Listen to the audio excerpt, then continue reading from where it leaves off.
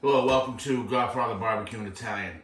So today, we've got something really cool, and the idea came based upon somebody asking me at an event that we had brought brisket to, how to cook it and how can it taste like that.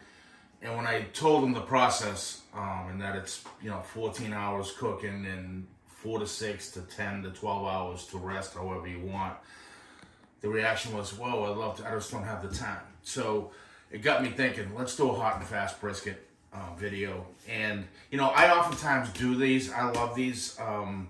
You can take this start to finish literally, including the rest, in about 6 to 7 hours, okay? So we're going to, as well, try to make this a hot and fast video. So I'm going to try a little different platform here. I'm going to tell you each step. I'm going to shut my mouth. We're going to fast forward you through that step, so hopefully we can end up with a hot and fast video as well. But hot and fast brisket, a lot of people are afraid they think it dries it out. Not true at all. I actually think sometimes it helps, especially if you don't have a real prime piece of beef. This is a nice choice, so you don't have to inject this, and I want to make that clear. You do not have to inject this. I'm going to.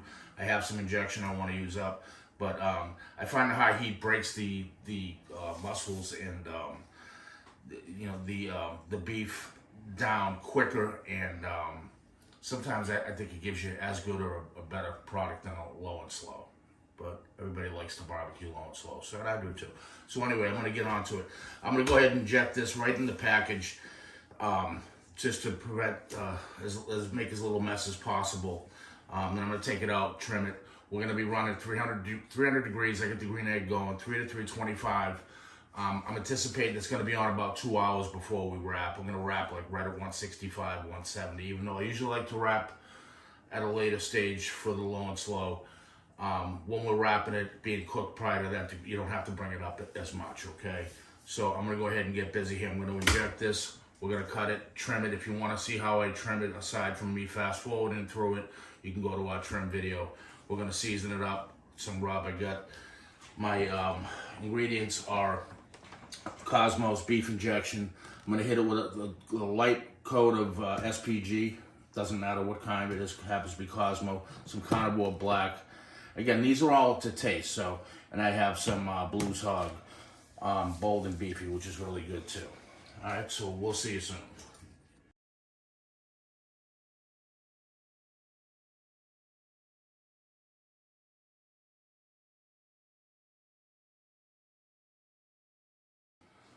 All right, so I'm going to go ahead and trim this. I'm not going to do much to it. Simple backyard trim. Take a look at our trim video if you need more detail on it.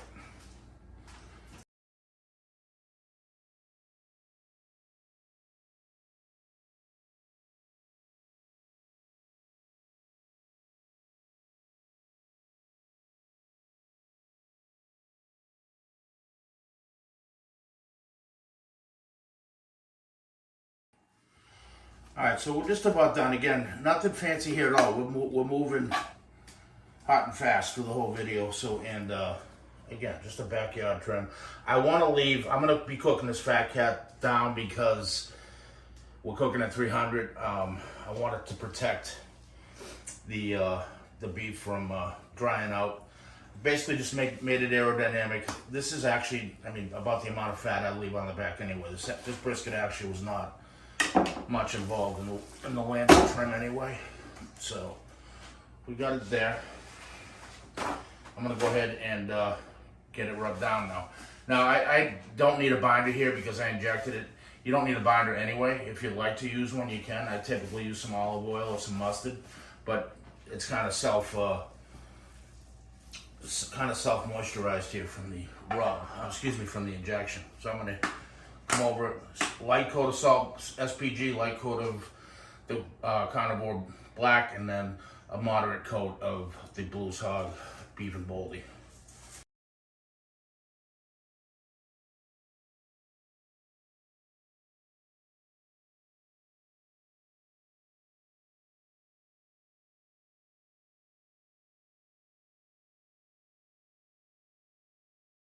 So I'm gonna let this hang out for a bit while I get the pit up to temp. Again, 300 to 325.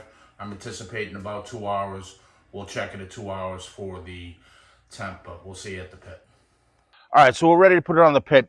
Couple quick things. You can do this on any smoker you have, pellet grill, offset, whatever you want. So just because I'm using the egg doesn't mean anything, okay? The other thing, I may have misspoke. I'm not sure. I didn't go back and look. But at the 2 hour point, we're not necessarily going to wrap it because it's only going to be probably about 125. We want to wrap around 165, 175 on a hot and fast. So at 2 hours, we're going to check it, see where it's temping at. And I'm looking to develop that bark. You see it's already sat and the rub is doing its job. Now, one thing I want to point out, Tina, if you could, see over here, I'm already seeing where a pool's going to start just from the absorption from the salt of the rub here. So I got a little hack I'm going to show you. I'm going to use a piece of wood, and this is actually a Harry Sue hack, but when I put it on, I'm going to put a piece of wood under that section to create a mound so we'll avoid that pooling as it cooks, okay? I'm going to take a guess initially as to where that would take place, but I'm going to figure right about there. We're going to throw this on. I'm going to drain that off initially. Yeah. So you see what I've done with that is I've created a kind of an incline now. So instead of pulling up, that fat will just drain off and it will protect your bark at that point. So 2 hours, we're going to check it, see where we're at. And then I'm anticipating 6 hour max cook. I mean, it is a 14-pound brisket, so you got to adjust for that. But we'll see at the 2 hour point. All right, so we're back 2 hours on the dot. I did come out at 1 hour, give it a spritz. One thing with hot and fast is you do want to keep an eye on the texture of the bark, and it smells delicious. It's plumping up nice. That injection does help with that, but I got a beautiful bark going on here. We're going to temp it. I want to temp right between the point and the flat.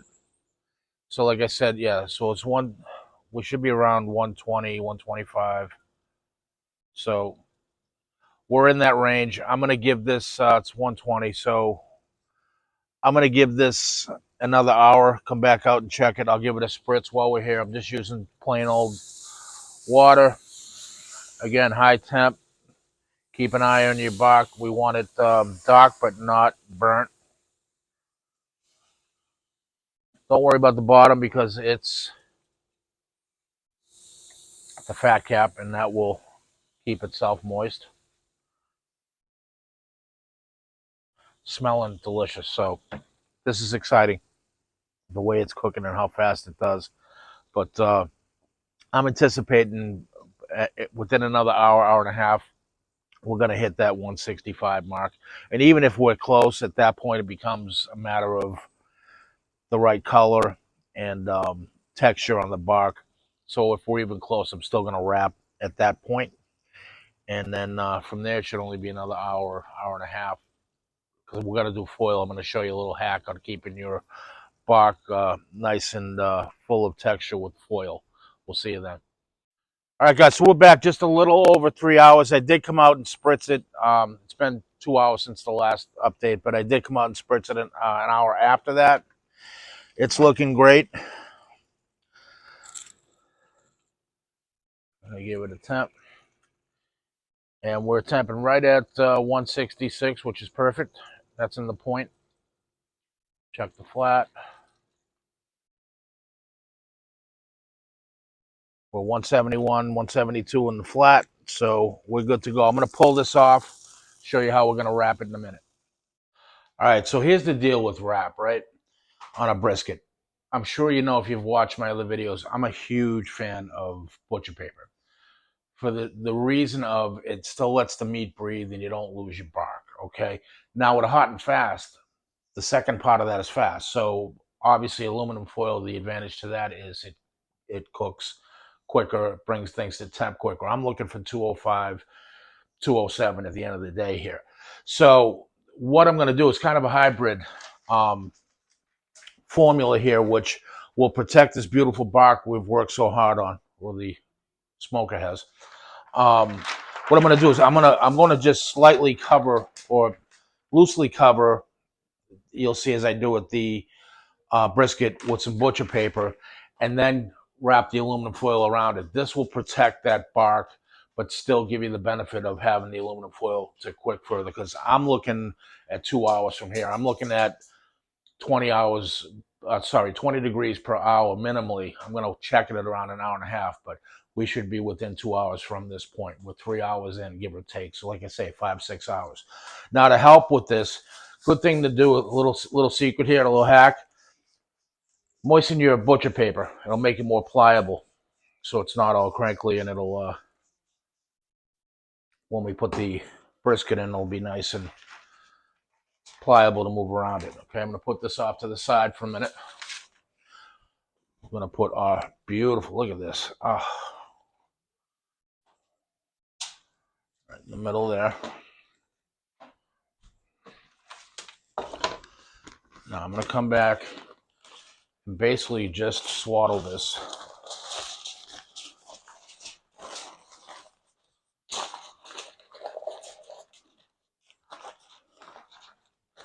Okay.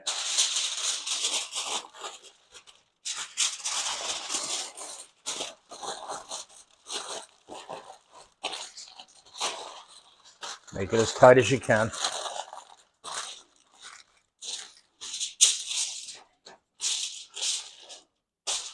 Okay, then when I come off.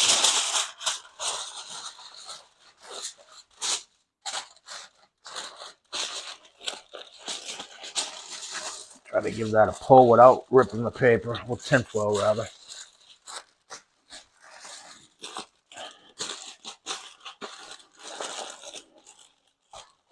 And then we'll right back up.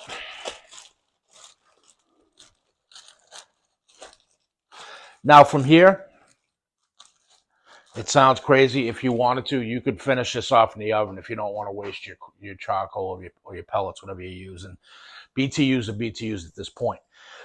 It's protected from the aluminum foil. I am, since it's for the sake of ease, my green egg is going, so I'm going to throw it right back on here. We're going to check it in about an hour and a half. And again, we're looking at 205 degrees. We'll see you then.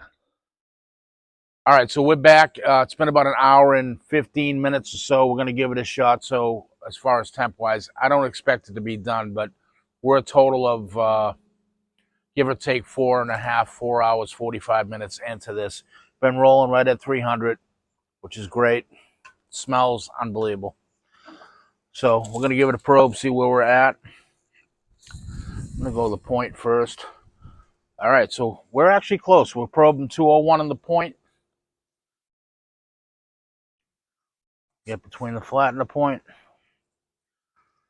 Probing 194 there, which is what I thought. So I like, ideally, this to be another 10 degrees, 205 right between. And again, temperature's just a guide. At that point, once this is reading north of 200, we'll stop probing for tenderness. Again, temperature's just a guide. I don't go by that, but that's where I start, okay?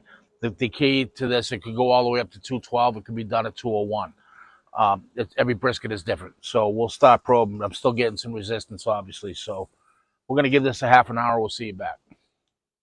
All right, so we're back. It's been a total of another 45 minutes, so that puts us right at 5.5 hours. Okay, I came back. I attempted 15 minutes ago at the half-hour point from the last segment, and it was temping 206, but I was still getting a little resistance, so I gave it another 15 minutes. I'm about 99.9% sure where we need to be at this point. So there's two ways we're going to check this for doneness. One, obviously, is temp. See, that's giving me no resistance. And that's, yeah, the point's 215, which is common for the point to be higher than the flat. And we're at 211 in the flat. So that's fine. The other thing we want to do is, again, temperature is just a guide. The flat and at the point between the point and the flat is where, if you're going to do anything by temperature, that's where you want to do it. Your point's always going to run hotter because it's fattier, okay? The other thing I want to do is when I pick this up, I want to feel it's nice and soft and it's pliable. Okay, that's another. It's feel as well as temperature and probe tenderness. So this is perfect. I mean, it's you can't feel it obviously, but it's nice. So I'm going to show you how we're going to rest this. I do it a little differently with aluminum foil than butcher paper. What I'm going to do is we're going to bring this inside. I'm going to unwrap it and break the cooking cycle because it's aluminum foil. If you don't do that, when you go to rest it, it's going to continue to cook, and then you're going to end up with mush. Okay, so we're going to bring in, unwrap it, let it sit in the ambient room temperature for about 10 minutes, and then we'll rewrap it again, and then we're going to let it rest. The rest period, you can do as little as an hour. Now, this being cooked hot and fast, I want to, and I like to, and it's proven better to let it rest for at least 2 up to 4 hours, okay? Because it cooked at such a high heat, you kind of want to let it regain its integrity and let those juices get reintroduced to that meat in a slow fashion because it got cooked so hot. If that makes any sense, it should if you think about it. So we'll see inside. All right, so we're back. I'm gonna go ahead and get this unwrapped temporarily. I wish you could smell it. I know you can't. It's like I know you couldn't check the tenderness by touching it or feeling it, but maybe one day, who knows? Technology. So we got one down. Ah, this is another home run.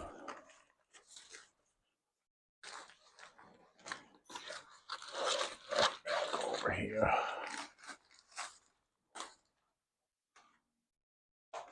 Look at the tallow, huh? So we're gonna go ahead and get this off again temporarily.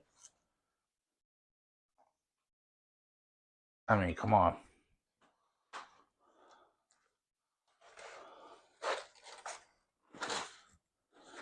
See that brisket jiggle? That's when you know it's money. All right, so I'm going to go ahead and I'm really happy with that for hot and fast. Is great. I'm going to go ahead and let this sit for 10-15 minutes, just absorb some of the ambient room temperature.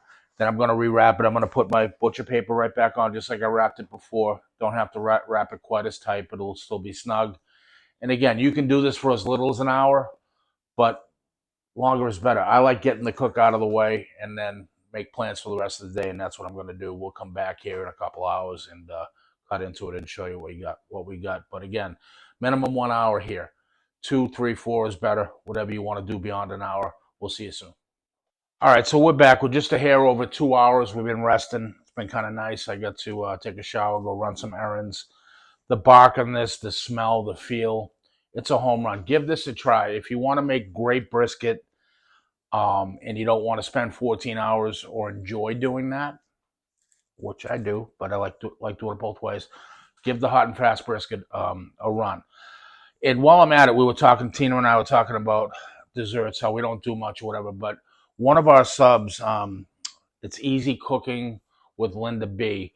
Um, she had given us a shout out on her channel last week, and I just wanted to reciprocate because we actually made her easy ice cream pie on 4th of July, and it was talk about easy and unbelievable, and that's people started asking me for the recipe, so I did give her link, and I'm going to put her link at the bottom here too.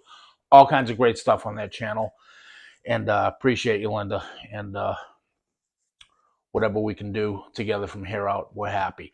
But do give her a look. That ice cream pie, we did legitimately make it 4th of July. Unbelievable. Only made one. It was gone in like 8 seconds. So I'm going to get into this real quick. This video has gone a little longer than I would have liked. I apologize, but there's a lot to it. So we're going to cut this right down, right between the point.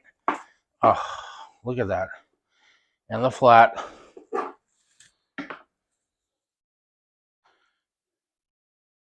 I mean, I don't know, Tina. What do you think? Looks good. Looks juicy. Yeah, right?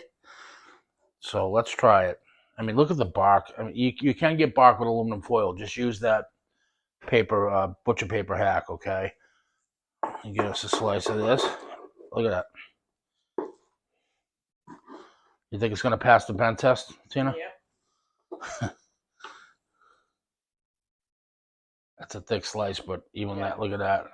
Yep. That's very thick. Looks good. Just pull apart, Yep. right? This is the deal sealer right here. Wow.